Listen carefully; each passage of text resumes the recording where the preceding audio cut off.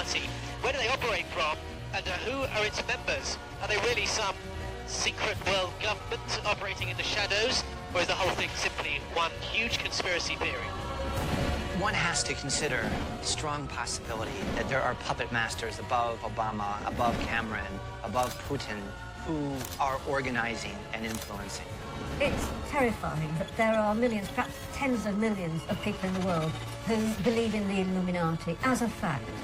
It's incredibly widespread, and considering the historical data, it's surprising so many people believe what is effectively an urban myth. So you believe that they were trying to match this to the way they've laid out Paris? They've created an Egyptian temple in the middle of Paris. It's now become a series of all-encompassing conspiracy theories, but the Illuminati did exist. They are a secret society that makes things happen in ways that we know what not of. The pentagram is an ancient symbol of occult power, which was used to designate a ritual space inside which magic was performed. Which is, as we now know it, The City of London.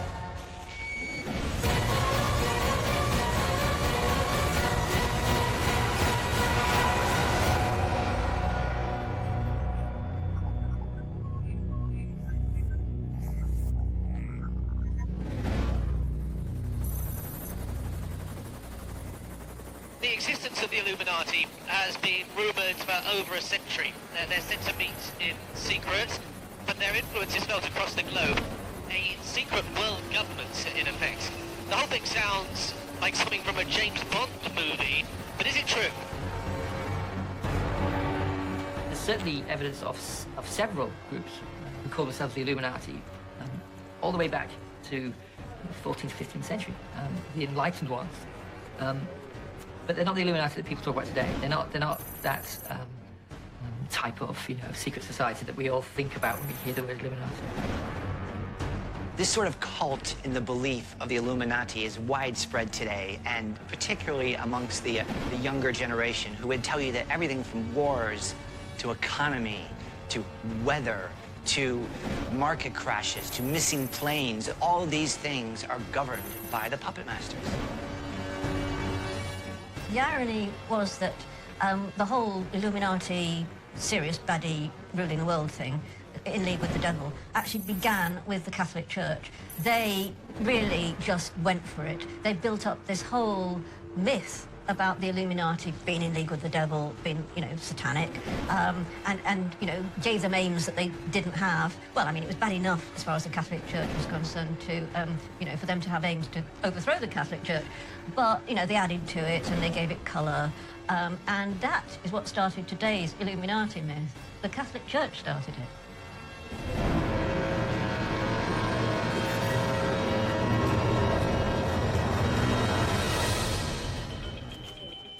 Naturally enough, the history of the Illuminati is a little foggy when it comes to hard facts and solid research. Historically, the name refers to a secret society founded in 1776 by a law professor in Germany called Adam Weishaupt. According to his own writings, he set it up to oppose the church and state's power, influence and prejudice over public life. It was made up of academics, Renaissance thinkers and Freemasons. On the whole, it had a positive agenda, fighting for freedom and equality for all men and women. Quite radical in the 18th century. Today, the Illuminati is seen by many as a cabal of influential politicians, financiers and old European families who secretly control the world outside and above elected governments. According to rumours, they meet in secret to carry out their evil plans, which include creating financial crashes, price fixing and starting wars and conflicts. They are said to be sworn enemies of the church, and many are top-ranking Freemasons. In recent years, the main symbols of the Illuminati, the all-seeing eye and the pyramid, have been spotted in music videos, leading a whole new generation to believe that artists like Jay-Z, Beyoncé and Katy Perry are part of a conspiracy to brainwash the youth of today with an Illuminati agenda. in a Rihanna video, there's, you know, secret subliminal messages about obey the Illuminati. And Katy Perry video, you know, with ancient Egyptian stuff and little dogs and men turning into dogs and, you know, oh, and her strange teeth. It will, you know, this is, according to vast numbers of people, a fact that subliminal Illuminati messages, satanic messages, are leaching out from all of these sources, these you know, crazy modern sources, and infecting our brains. Are you telling me that Lady Gaga is not involved in some new world order? No, she's involved in a new world order that consists of Lady Gaga. What they stood for, the, shall we say, the relatively modern Illuminati, was to allow people to think freely. They wanted gender emancipation and education for women. They wanted to get away from the domination of the church. They wanted to get away from the domination of various political despots. And they stood, ideally, for freedom.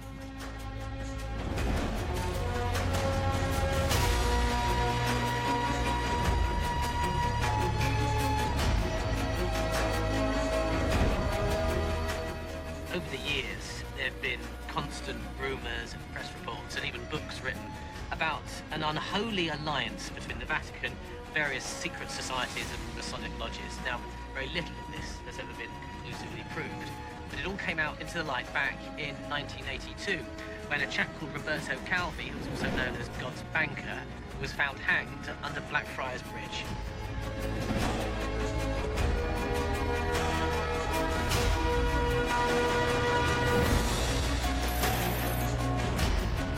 Author Robert Howells has spent years investigating the shadowy world of the Illuminati. He believes that it does still exist, but not as a central group.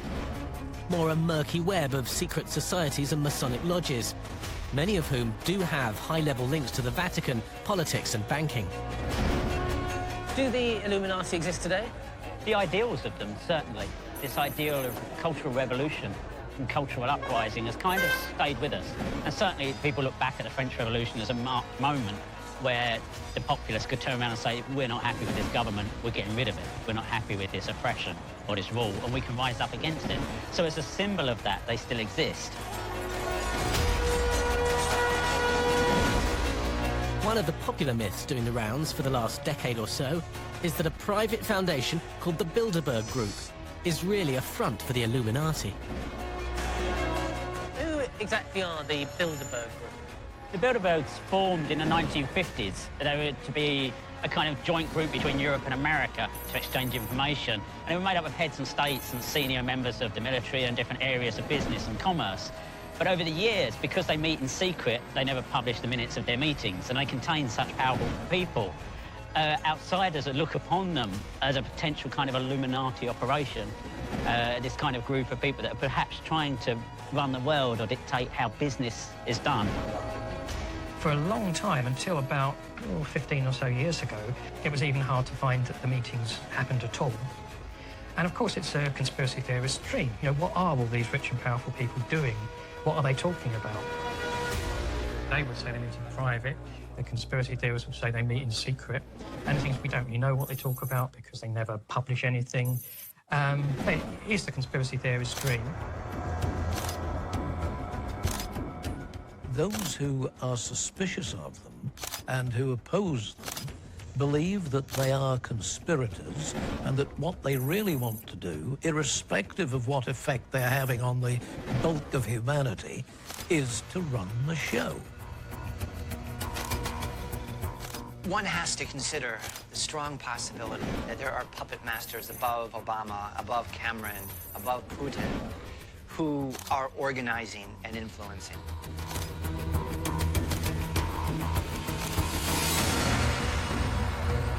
Since the French Revolution dissolved its monarchy, Paris has long been one of the centres for secret societies, Freemasonry and the Illuminati. According to the rumours, core members of these groups possess written heretical material, perhaps alternative gospels and contemporary records from the 1st century that would challenge our accepted view of Christianity. Rob's research has revealed that one of the hotbeds of this heresy was at the Church of Saint-Sulpice, which is said to have housed a whole library of so-called heretical texts and books.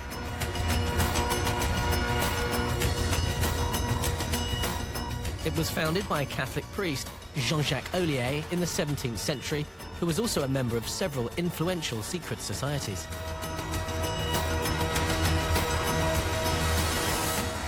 So there's something we need to see over here.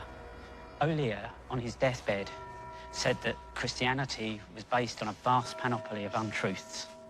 Right. He was the founder of this church in its modern form.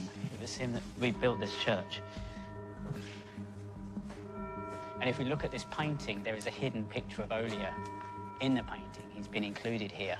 So hang on, so this is the guy who built this church? Yes. And he said that Christianity was based on a lie? Yes. Yes, and in this picture he has his hand to his mouth, which is a Masonic symbol for trouble, for panic. And what's he got in his other hand? Under his arm he has documents, he has scrolls and books. And I think that's the fact that this was hidden in one of the frescoes within the church, I think is important, because they're saying that secretly these documents, that this is the kind of evidence, this is the heretical content that existed at the time in this church.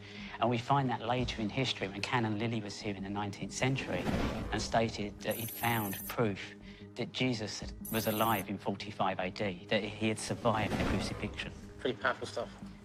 For a church, it's incredible stuff. It would destroy the church if it was proven.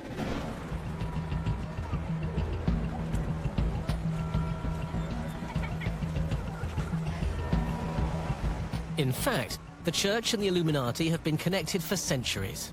It's been rumoured, but rarely ever proved, that there are leading members of secret societies at the very highest level in the Church.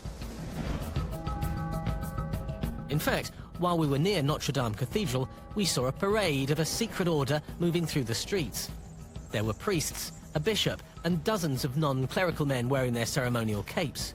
But who were they? Most likely a Masonic or chivalric order connected to the Church of Notre Dame. But what struck me was just how much security this group had. The parade was surrounded by police and security guards with earpieces, walking alongside the caped gentlemen. So you ask, who are these people? And it gets a little difficult to articulate. We have the Bilderberg Group, we have G8, we have these notions of who prints the money in the world. You look into that, you find it's privately held, and you wonder, who owns that? So these people, if they do exist, and all evidence sort of suggests that their existence is real, they've maintained their anonymity in the shadows now for hundreds, if not thousands of years.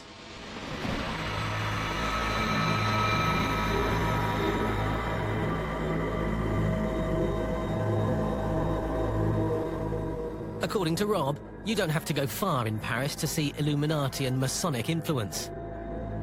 In fact, one of the most iconic landmarks of the city, the Pyramid at the Louvre, is part of a much bigger structure, a recreation of an ancient Egyptian temple. Now, this is one of the most iconic symbols of Egypt. Right. In the centre of Paris, we have a pyramid that perfectly matches the angles of the Great Pyramid in Egypt. Right, okay. This was built as part of Francois Mitterrand's building project, where he placed Egyptian objects all across Paris. So we have this, we have obelisks, we have arches. The whole place is a paean to Egypt. We're in what is a recreation of the Temple of Luxor, with a pyramid at the heart of it. The Temple of Luxor itself represents the Temple of Man, in which God resides. Yeah, that looks amazing. That's fantastic. It is. It's a testament to kind of the Freemasons rediscovering ancient Egypt as a perfect time, as a time when everything was built to perfection, to the ideals of a grand architect, to a god.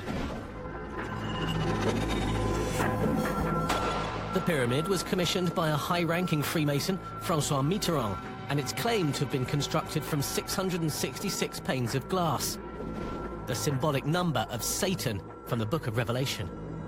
Though the museum says the number is really 672. Interestingly, though, its sides were built to exactly match the same angles as the Great Pyramid at Giza. So, is Mitterrand's structure just an eye-catching folly, looking rather out of place in this 18th century stone courtyard? Or was it something more? Mitterrand had some pretty esoteric ideas, right? It was revealed after his death by his drivers and staff that he would actually go and visit that monument in the middle of the night just by himself, just kind of meditate and contemplate there. So he was kind of into some very, say from an Anglo-Saxon point of view, some very weird stuff. But he was also, he was very interested in things to do with the power of the land. He saw himself as somebody that had a kind of, in a way, divine right to rule France. He'd seen this from when he was a young man, that somehow he'd been chosen to be the ruler of France. It was his destiny.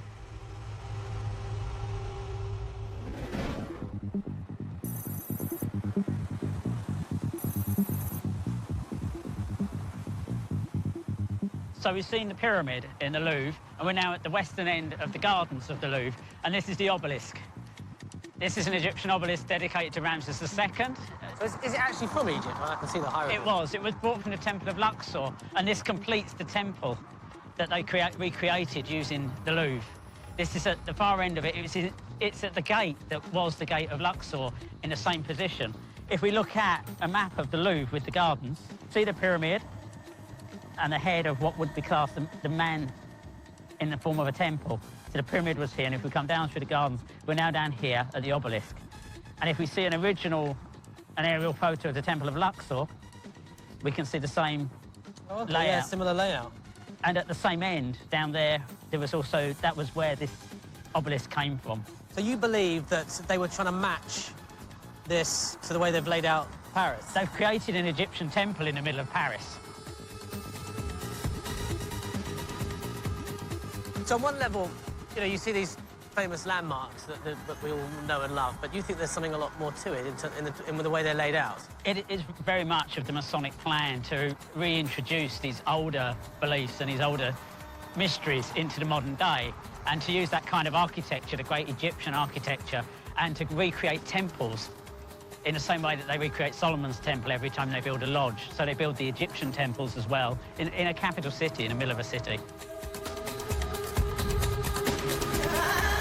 If Rob's right, and the positioning of the Louvre pyramid and the obelisk was part of a secret Masonic plan to create a sacred space in the heart of Paris, then you get a sense of the power and influence that its creators must have had. And when you compare the layouts of the Temple of Luxor and the area around the Louvre, then you can see distinct similarities. If you look at the plan of Paris and you look at the Temple of Luxor, you'll see that the Louvre structure and the gardens are laid out according to the Temple of Luxor. So in a way, the Freemasons have recreated Egypt, ancient Egypt, in Paris, in full view, allowing people to wander in and out looking at the Mona Lisa and sit in the gardens eating their lunch, not aware that they're sitting in the middle of an Egyptian temple, a place of power, a place of great spiritual importance.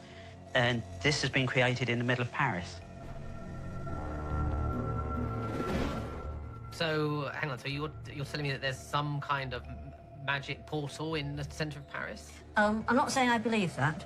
I'm saying that any esotericist, and I'm including Mitterrand, President Mitterrand in this, to them, alignments of buildings or natural features or patterns or symbols inscribed on walls, they're not just as we would see them. They're not just interesting. They actually mean something to them at a deeper level.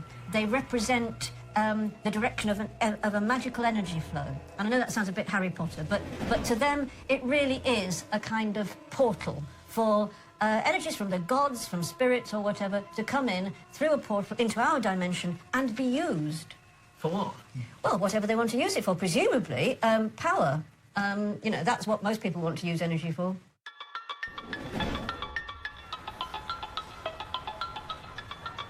Unusually for a society created at the time Mozart was still alive, the Illuminati is big news today in youth culture and social media.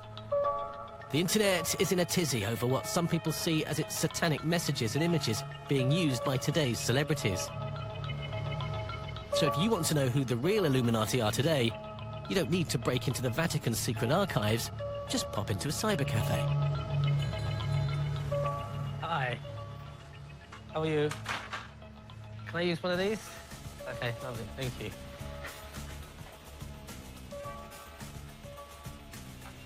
What do people think the Illuminati are today? Well, it's an astonishing phenomenon. It's worldwide. I was going to say mainly young people, but I don't know why I say that. I mean, it's just vast numbers of people on the planet today think the Illuminati exist behind the scenes, in league with the devil. I mean, absolutely not a turn of phrase. Absolutely, literally in league with the devil, possibly with devilish aliens. And they basically run the world. They're trying to establish some sinister new world order. And according to all the believers in this theory, because that's what it is, which they accept as total fact. I mean, to them, it's not a theory. According to them, these people are in governments, they're in the medical profession, they're in financial world. Some of us might agree with that to some extent, but they're there and they're real, and this is a real conspiracy based on a satanic pact, basically.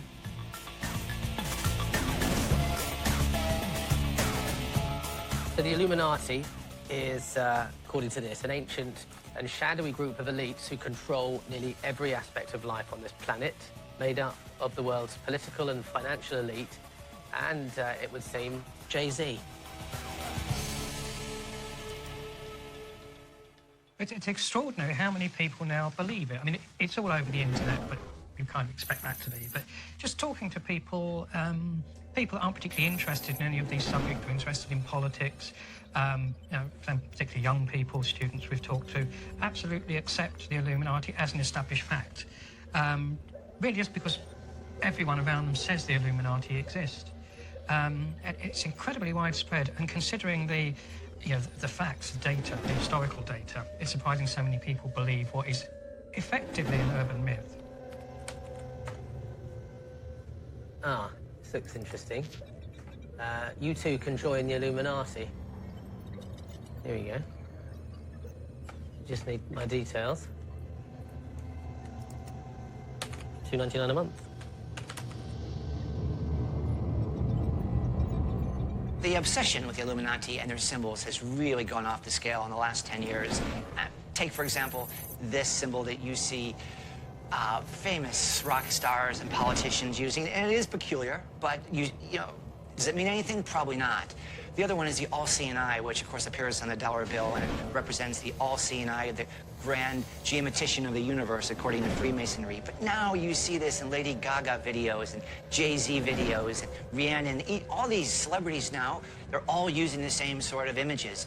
Fine, I mean, they are cool images, but the bloggers and the sort of, you know, fringe press are looking at this and saying, ha, you are a member of the Illuminati, and you have been chosen to propagate these messages. But it's bollocks. I mean, it's just cool imagery they're using to sell music.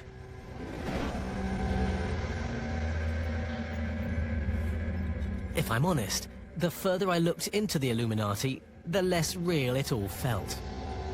Yes, there was a small group of free-thinking liberals in Germany back in the 18th century, but as far as I can ascertain, that was where it ended. But since then, the myth of the Illuminati has been slowly and surely built up on the back of Freemasonry, secret societies, private foundations, and occultists to create this monster we see today. When we look at the people's conceptions of what the Illuminati might be in today's world, people have almost certainly got the situation totally wrong. Almost any situation which can't be explained, almost any power base in the world, even now down to stars and superstars, are all thought by one person or another to be associated with this all-encompassing conspiracy to take over the world in usually a very negative sense. We particularly find it because people are so suspicious of bankers and industrialists. We don't trust politicians anymore. So all these people tend to get lumped together as if they're involved in some kind of very definite scheme to disenfranchise and disempower us.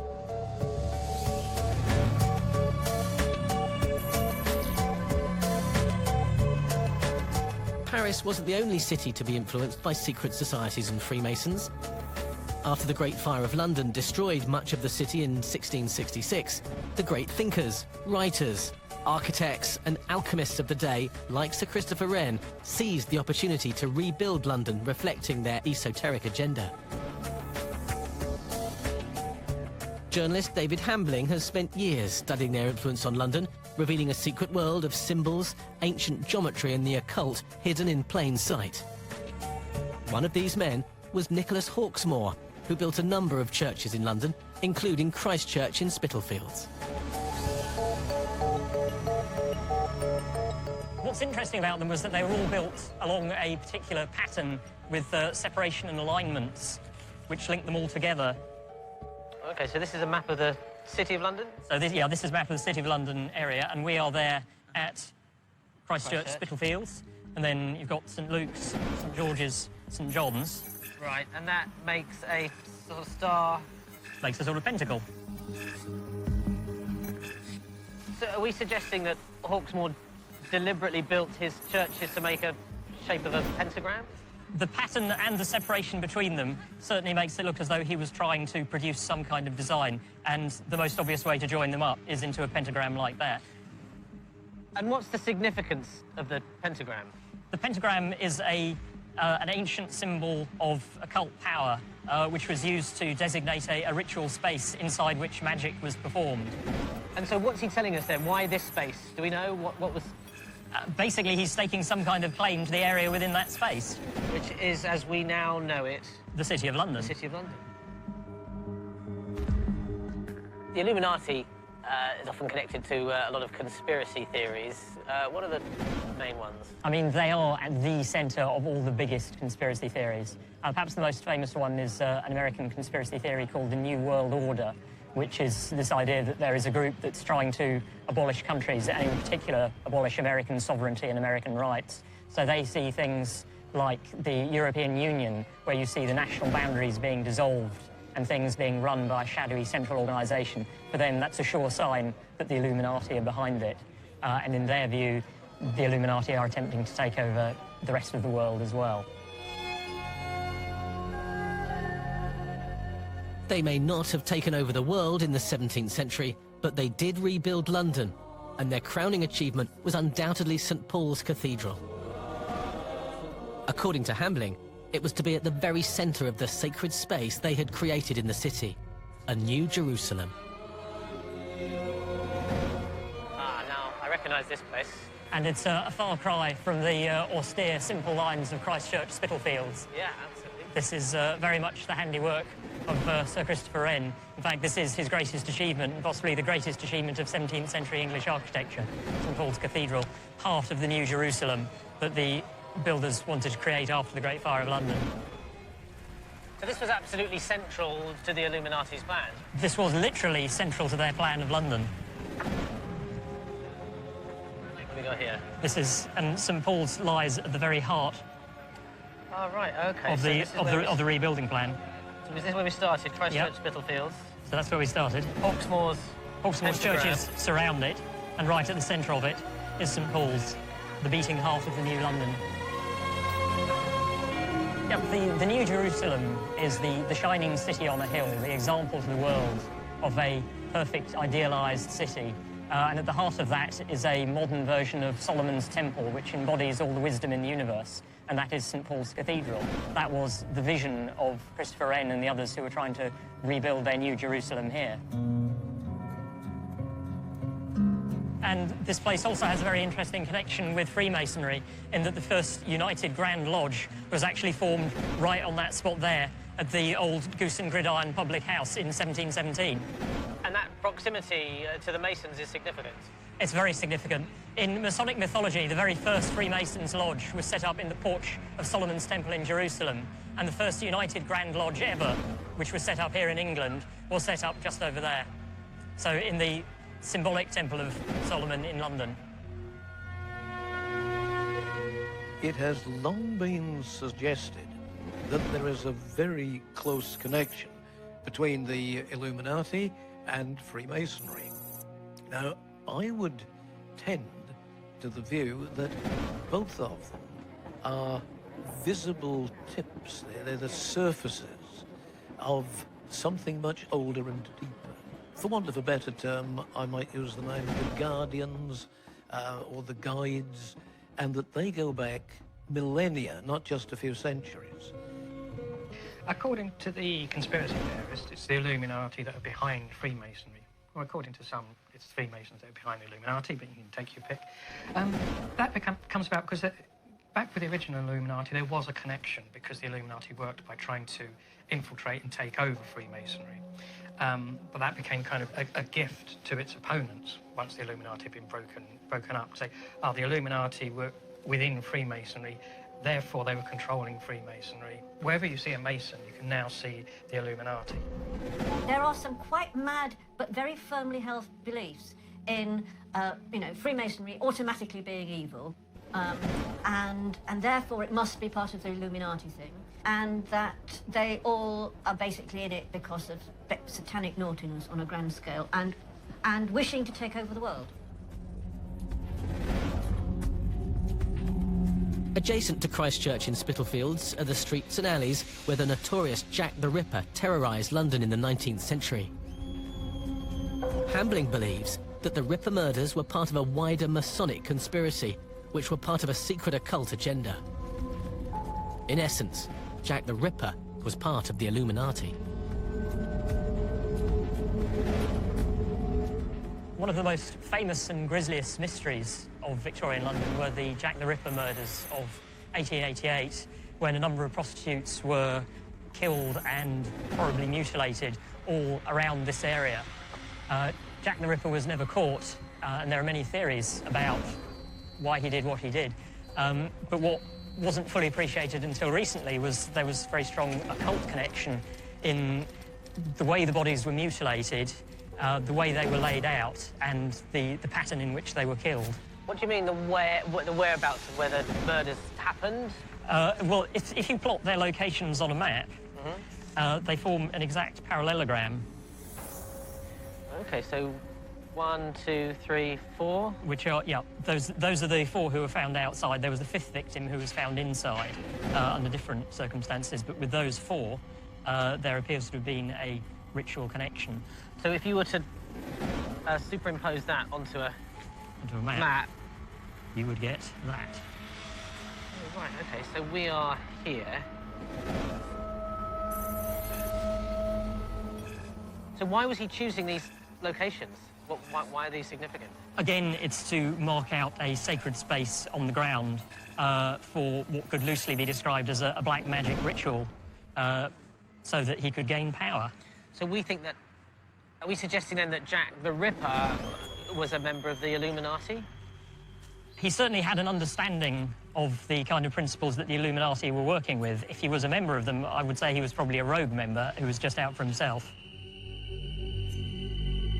Given all this information, do we know who he might have been? There's a very strong suspicion that he was a man called Robert Donston Stevenson, who was a student of the occult and a journalist who wrote a number of articles about the black magic connections of the Jack the Ripper killings. He was arrested 3 times for the murders, but the police never proved anything and he was released. But he remains one of the strong suspects.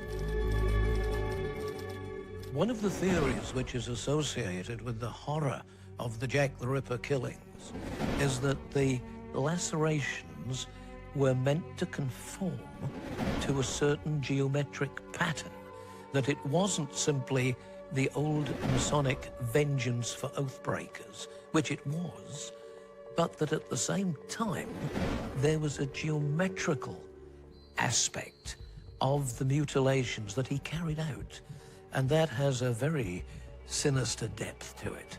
Just exactly who was the Ripper and why did he use those peculiar configurations on his victims? When you're presented with the hard evidence of the Illuminati's influence on London, it's a compelling case. But has there really been a coordinated effort from one group to run our lives, our politics, our economies, even build our cities from the shadows? Or are some people just trying too hard to connect all the dots and construct a powerful mythology? Well, the longer I've lived, the more I've looked into society and why things apparently happen in very unexpected ways sometimes. My life experience suggests that there are influences other than the simple cause and effect that we're aware of. But that is more of a gut feeling. I can't say, oh yes, I'm sure they exist because of A, B, C and D. I've got no proof that they are a dangerous secret society. But when I look at all the things that happen, both politically and economically and internationally, then I can't help wondering why those things happen.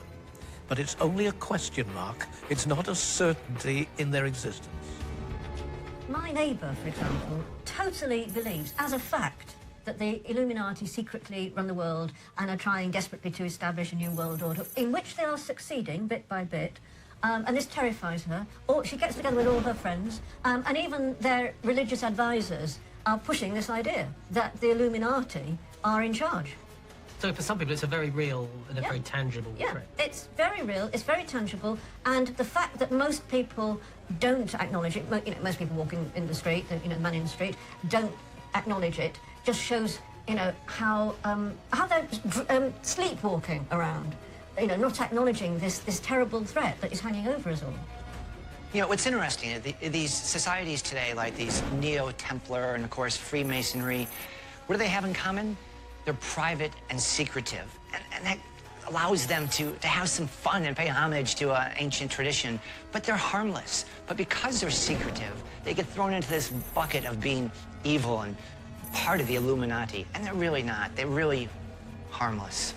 I think what we might have here is actually the reverse of what many people think, in so much as the Illuminati is seen as almost like a nefarious, dark, manipulating group who are trying to bring about their own world agenda. What if they're the opposite? What if they are a group that are actually trying to uphold ancient traditions, ancient symbolic ideas that were pre-church, pre the religions of the book? And what if they are trying to actually make us aware that some of these ideas, the measure, for instance, sacred geometry, are actually where we find God, where the real spiritual elements of life can be found. If we look back to the original conception of the Illuminati, when it first bore that name, its whole idea was to literally build a better world, not just for the influential people, but for ordinary people. In my conception, and through a host of different books, it seems to me that something like the original Illuminati does indeed still exist, but it's much more subterranean than most people would think these days. And it's very similar in its intentions and objectives to what it was back in 1776. It seeks to make the world a better place, but we have to remember that the people involved in it are extremely patient. In a world where everything seems to happen in 2 minutes, the Illuminati, if that's what you still want to call them, are generational and multi-generational. They take the time, but they are, slowly but surely, making the world a better place.